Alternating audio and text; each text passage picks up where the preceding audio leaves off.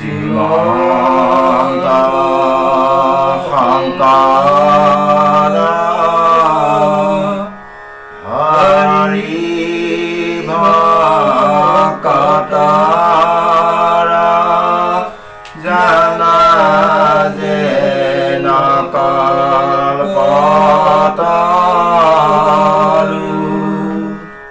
তাহান্ত বিনাই নাই নাই নাই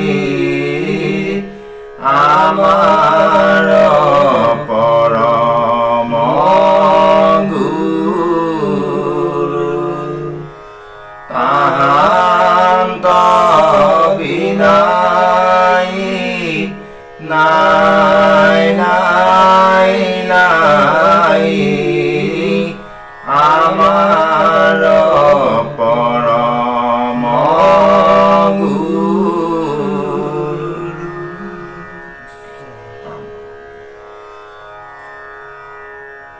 মুক্তিত নিস্পৃহ যিটো সেই ভকত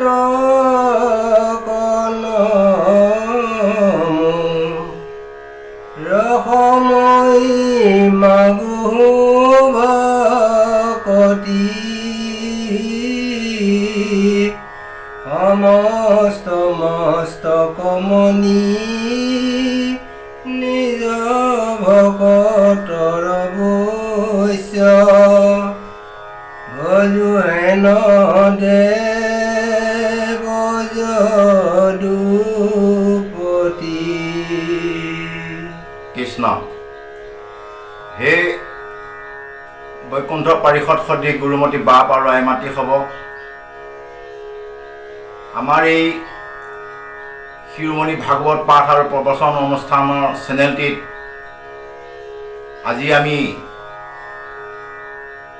নতুনকৈ আকৌ সংলগ্ন কৰিব বিচাৰিছোঁ ঘোষা পাঠ আৰু ভাঙনি। আৰু এই কাৰ্যসূচীটি সেয়ে সংযোগ কৰা হৈছে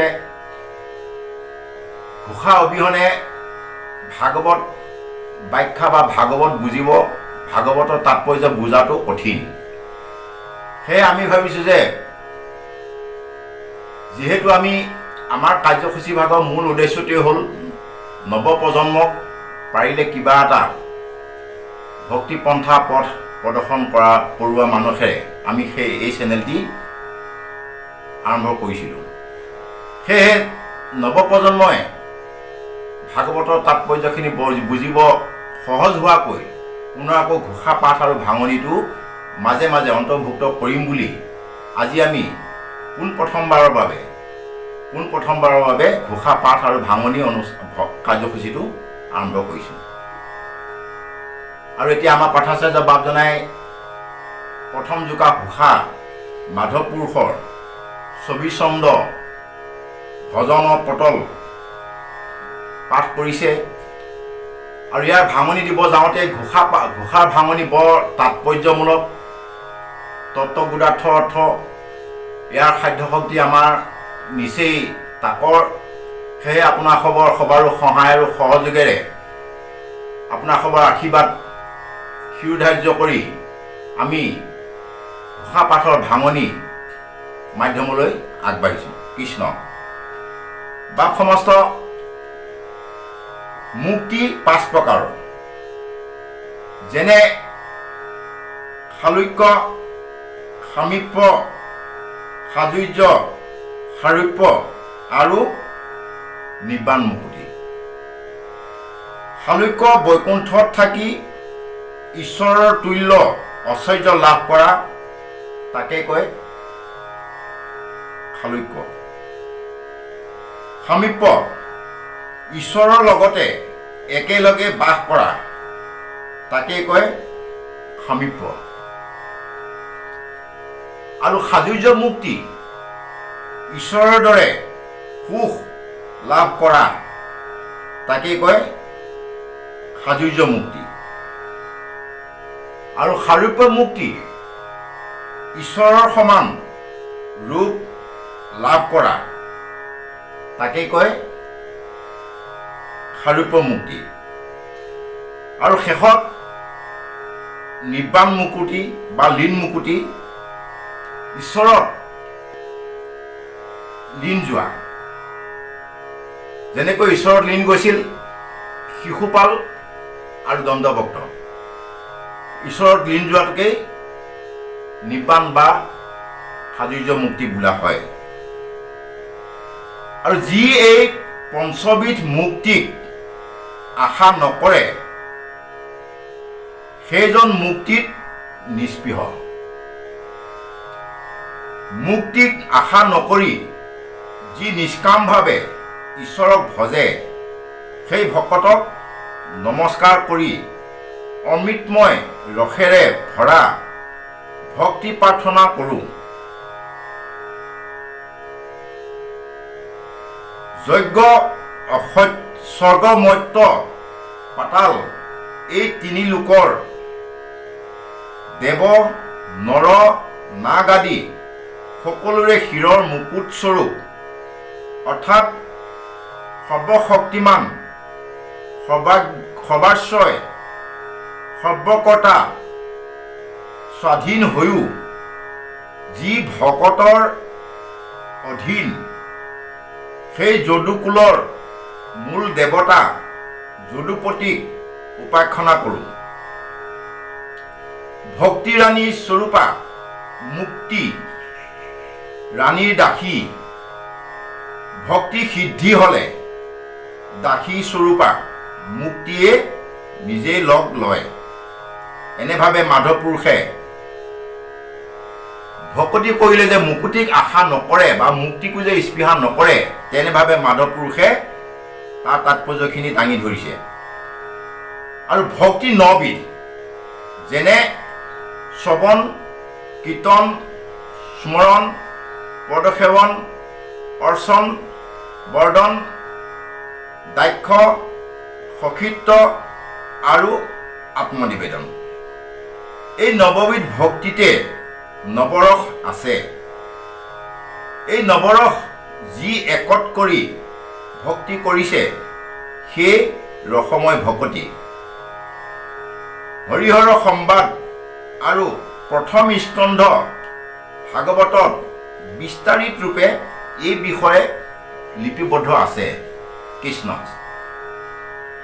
যাৰ ৰাম কৃষ্ণ নাম নামে ভৱ সিন্ধুতৰি পাৱে পৰম পদ পাপী যত সদানন্দ সনাতন হেনয় কৃষ্ণ সদা উপাসা কৰোঁ হৃদয়ত। কৃষ্ণ। হে প্ৰভুসকল, এই প্ৰকাণ্ড সংসাৰ সাগৰ পাৰ হ'বলৈ ভগৱন্তক ৰাম কৃষ্ণ নাম স্বৰূপ নাৱত উঠি পাৰ নহ'লে আন উপায় নাই। যি ৰাম কৃষ্ণ নাওৰূপী নাৱত ভৱসাগৰ পাৰ হৈ মহাপাপীয়েও পৰম ব্ৰহ্মৰ পদ লাভ কৰিব পাৰে, সেই পৰম আনন্দদায়ী চিৰস্থায়ী সনাতন শ্ৰীকৃষ্ণ হৃদয় আসনত স্থাপি আমি আৰাধনা কৰোঁ।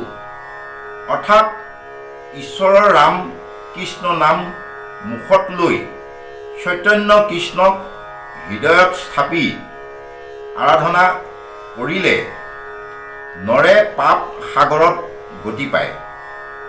ৰাম কৃষ্ণ নাৰায়ণ নামৰ বলত পূৰ্বেই ৰত্নাকৰ আৰু অজামিল তৰিছে। দশম স্কন্ধ অংকুৰ স্তুতিত বিস্তাৰিত ৰূপে প্ৰকাশ পাইছে। কৃষ্ণ। মৎস্যকুৰ্ম নৰসিংহ বামন পৰশুৰাম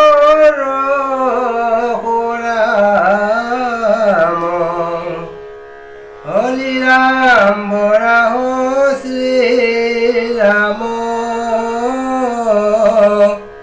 বুদ্ধ কল্কি নামে দশ আকৃতি ধৰিছা কৃষ্ণ তজু পাৱে কৰো প্ৰণাম।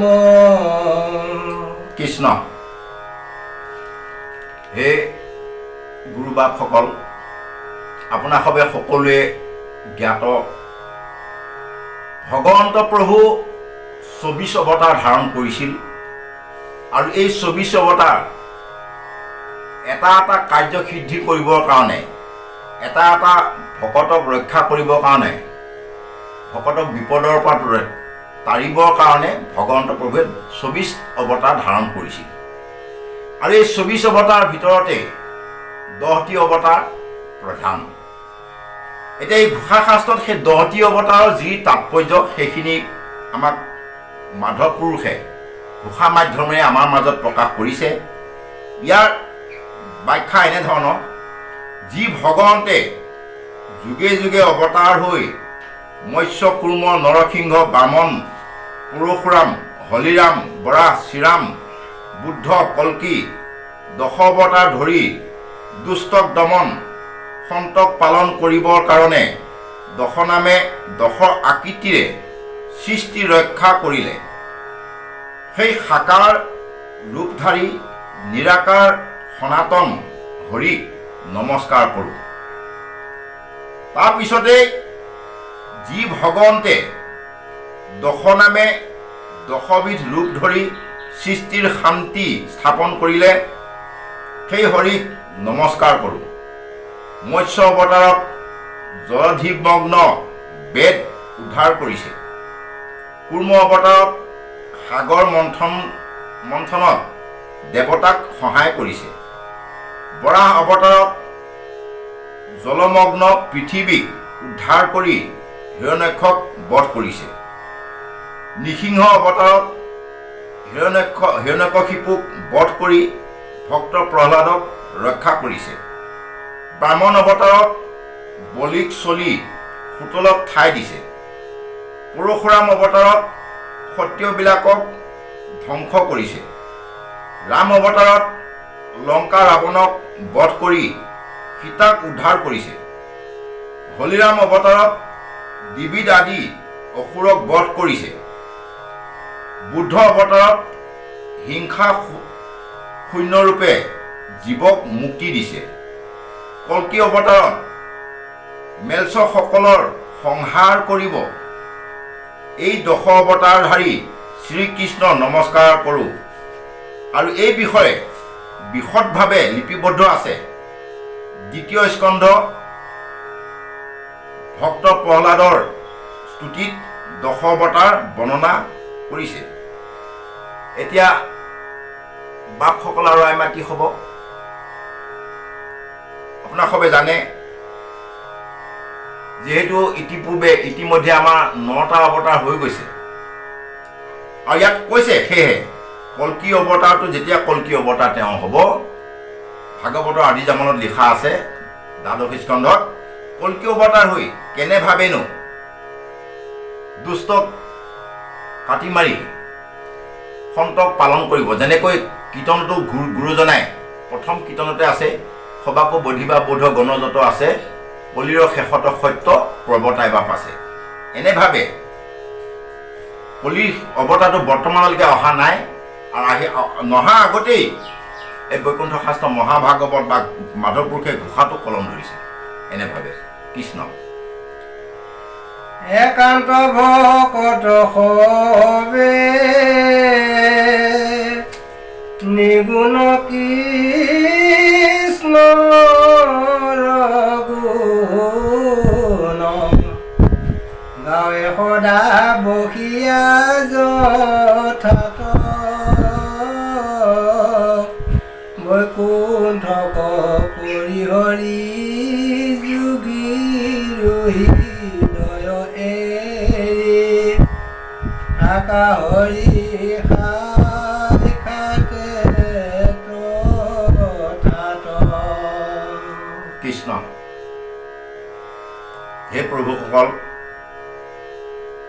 এতিয়া এই দুটা ঘোষাত ভকতৰ মূল তাৎপৰ্যখিনি আহি পৰিছে, আৰু সেই ভকতৰ মূল তাৎপৰ্যখিনি আহিব যাওঁতেই আমাক ইয়াত আমি এতিয়া ভকতসকলকো পৰিচয় কৰাব লাগিব। ভকত আছিল মৈত্ৰেয় ঋষি, জাম্বৱন্ত, বিভীষণ, বিদুৰ, হনুমন্ত, উদ্ধৱ।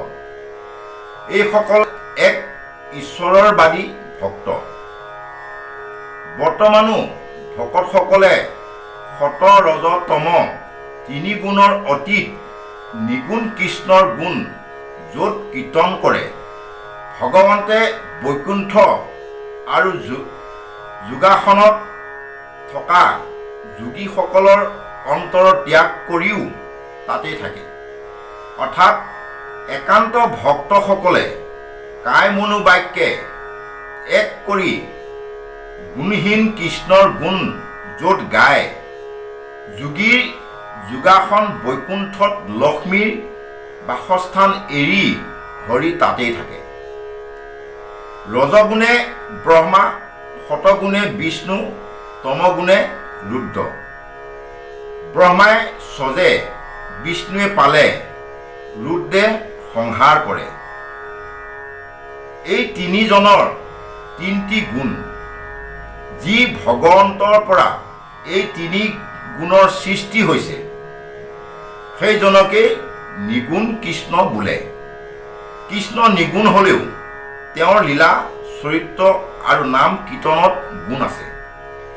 সেই গুণকেই একান্তভাৱে মনে মুখে এক কৰি অন্তৰত হৰিময় আৰু বাহিৰেও হৰিময় দেখি য'ত ভকতসকলে কীৰ্তন কৰে, হৰিয়ে সকলো পৰিত্যাগ কৰি তাতেই থাকে। প্ৰহ্লাদ একান্ত ভক্ত আছিল। তেওঁ য'তেই হৰিক দেখালে নৰসিংহ ৰূপে তাতেই আবিৰ্ভাৱ হ'ল। প্ৰভুসকল, এনেভাৱে আমাক এনে একোটা জেগা স্থান মাধৱপ্ৰভুৱে ইয়াত যি কলম ধৰিছে, সমস্ত শাস্ত্ৰতে ক'ৰবাত নহয় ক'ৰবাত ইয়াৰ উদাহৰণ সম্পূৰ্ণ ভক্তসকলৰ অৰ্থে যে ভগৱন্ত প্ৰভুৱে নিজকেও ভকতত দাস কৰি ৰাখিছে, বহু উদাহৰণ আমাক দাঙি ধৰিছে। সেয়েহে ইয়াক এই ঘোষা শাস্ত্ৰক যিসকল দাৰ্শনিকসকল বা আমাৰ ভকতসকলে সৰ্বশাস্ত্ৰৰ গুণসমূহ ঘোষা শাস্ত্ৰতে পোৱা যায় বুলি বহু তত্ত্বদৰ্শী ভকতে ঘোষণা কৰে। কৃষ্ণ। কৰ্মত বিশ্বাস যাৰ হিয়া তথা কন্তু হৰি আতিশয় দূৰহুন্ত তাৰ দূৰত বিদূৰহুন্ত তাৰ অহংকাৰ থাকন্তেও সাক্ষাতে কৃষ্ণক পাৱে শ্ৰৱণ কীৰ্তন ধৰ্ম জাৰ। কৃষ্ণ। হে গুৰুসকল, এতিয়া পৰ্জনাই কৈছে, হৃদয়ত থকা হৰিকো বেদৰ বিহিত সকামী কৰ্মৰ ক্ৰিয়াকাণ্ডত যাৰ মন লিপ্ত, সি হৰিক চিনিব নোৱাৰে। কৰ্মত বিশ্বাস কৰোতাসকলৰ হৰি হৃদয়ৰ পৰা আঁতৰ হয়। হৰি হৃদয়ৰ পৰা আঁতৰ হ'লেই দূৰতে দূৰ হৈ পৰে। শ্ৰৱণ কীৰ্তন কৰোতাজন অতি অহংকাৰী হ'লেও হৃদিস্থ হৰিক তেওঁ হৃদয়তেই লগ পায়। অৰ্থাৎ কৰ্মত বিশ্বাস নকৰি শ্ৰৱণ কীৰ্তন কৰা জনে কৃষ্ণক লগ পায়। কৰ্মত বিশ্বাস কৰিলে হৰি হিয়াত থাকিও অতি দূৰ হৈ পৰে। কংস আৰু শিশুপাল অহংকাৰী হৈও কৃষ্ণক পাইছিল। সেয়েহে যিজনে মহা অহংকাৰী, কংসৰ দৰে অহংকাৰী এই সংসাৰত নাছিল, নিজ পিতৃ মাতৃকো কাৰাগাৰত বন্দী কৰি ৰাখিছিল, নিজ ভগ্নীক কাটিব ওলাইছিল, এনেধৰণৰ অহংকাৰী। কিন্তু কি হ'ল, অহংকাৰী হ'লেও যিহেতু তেওঁ যিটো কৰ্তব্য কৰ্ম, যিটো ধৰ্ম তেওঁ শ্ৰৱণ আৰু কীৰ্তন আছিল, অৰ্থাৎ ভগৱন্তক শ্ৰীপ্ৰভু কৃষ্ণৰ নাম অনপদেই বৈৰভাৱে চিন্তা কৰিছিল। আৰু ঠিক তেনেভাৱে শিশুপালেও বৈৰভাৱে কৃষ্ণক গালি গঞ্জা পাওঁতে সৰ্বশেষত ৰাজসূয় যজ্ঞত শিশুপালক প্ৰভু ভগৱন্ত কৃষ্ণই চক্ৰইদি কাটিছিল। আৰু সমস্ত জগতৰ সন্মুখত শিশুপাল গৈ পাৰিশৰী তনুলৈ কৃষ্ণ প্ৰভু ভগৱন্তৰ শৰীৰত লীন গৈছিল। এনেভাৱে সেয়ে ইয়াত ঘোষা জোকাই আমাক তেনেভাৱে কৈছে কৃষ্ণ। যিটো জনে শুদ্ধভাৱে হৰিত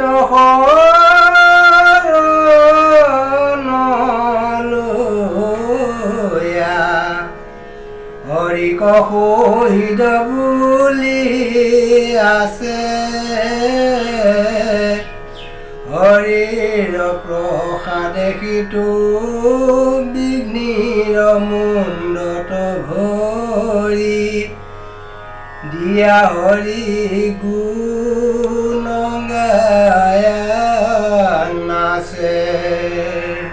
হে প্ৰভুসকল, এতিয়া কৈছে যে যি অকপটভাৱে হৰিত শৰণ পশি হৰিক আত্মীয় বুলি ধৰে, সি হৰিৰ কৃপাত সকলো বিপদ সংকটৰ মূৰতে ভৰি দি হৰিগুণৰ প্ৰভাৱত আনন্দত নৃত্য কৰিব পাৰে। অৰ্থাৎ বিষয় ভাৱনা এৰি হৰিত শৰণ লৈ হৰিক অন্তৰত ধৰি হৰিয়েই পৰম বন্ধু বুলি বিশ্বাস কৰোঁতাসকলক ৰোগ শোক জৰা মৃত্যু আদি সংসাৰৰ কোনো বিপদে লগ পাব নোৱাৰে। সি বিপদৰ মূৰত ভৰি দি নাচি ফুৰিব পাৰে। দাবী ৰজাই হৰিত শৰণ লৈ সখ্য ভাৱ কৰাত হৰিৰ কৃপাত বিঘ্নি হাত সাৰি আনন্দ লভিছিল। এনেভাৱে আমাক প্ৰতিটো ঘোষাই প্ৰতিজোপা ঘোষাই তাৎপৰ্যখিনি আমাক ঘোষা শাস্ত্ৰই কৈ গৈছে। আৰু আমি আমাৰ মতি অনুসাৰে আপোনাৰ খবৰ সন্মুখত যৎকিঞ্চিতভাৱে ব্যাখ্যা কৰিছোঁ। আপোনালোকে যেন আপোনাৰ খবৰ কমেণ্টসমূহ আমালৈ পঠাব আৰু আপোনাৰ খবৰ দয়া কৃপা পদস্বত ছায়া তলত আমাক ঠাই দিয়ে যেন। সকল নিগমলতা তাৰ বিনাশী ফল, কৃষ্ণ নাম চৈতন্য স্বৰূপ, সুমধুৰ সুমংগল সদায়ে লাইলুয়া নৰ মাত্ৰ তৰে ভৱ কোপ। কৃষ্ণ। হে সাধুসকল, এতিয়া ঘোষা জোকাই আমাক কৈছে যে বেদান্তৰ উপনিষদ আদি শাস্ত্ৰবোৰ তাৱত লতা স্বৰূপ। সেই লতাৰ কোনো কালেই নষ্ট নোপোৱা গুটি আত্মাৰূপী ভগৱন্তৰ কৃষ্ণৰ নাম। সেই গুটি অতি মধুৰ আৰু কল্যাণকাৰক। সেই গুটিত প্ৰীতি জন্মি বা হেলাটো কৃষ্ণ নাম লওঁতা জন সংসাৰৰূপী গৰ্তৰ পৰা উদ্ধাৰ পায়। অৰ্থাৎ লতাস্বৰূপ শাস্ত্ৰৰ অবৈধ ফল অতি মধুৰ কল্যাণকাৰী কৃষ্ণৰ নাম। সেই নাম ভক্তিতে বা হেলাতে লৈও নৰে সংসাৰ তৰিব পাৰে। এতেকে সকলো শাস্ত্ৰৰ সাৰ কৃষ্ণৰ নাম। কৃষ্ণ গুৰুসকল, এতিয়া এনেভাৱে